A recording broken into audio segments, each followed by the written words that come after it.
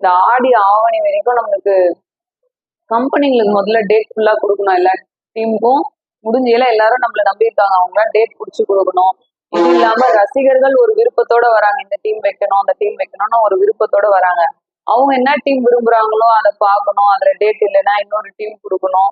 அது முதல்ல அவங்க மனசுக்கு பிடிக்கணும். இது மாதிரி நான் நிறைய பேசணும்.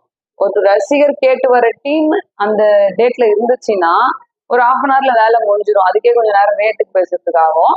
இப்ப நீங்க கேட்டு வர டீம் இல்ல, நான் வேற டீம் கொடுக்கணும் அப்படின்னு சொன்னா இன்னும் எக்ஸ்ட்ரா 1 hour ஆயிடும். அந்த மாதிரி டைம் அதிகமா ஆக ஆக அக்கா பேசி பேசி டயர்ட் ஆயிடுறேன்.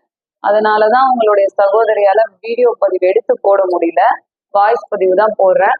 அதனால எது எப்படி இருந்தாலும் பொறுத்துக்கோங்க. எவ்வளவு வேலை இருந்தாலும் சரி, பதிவு 6 மணிக்குள்ள உங்களுக்காக நான் போட்டுடுறேன்.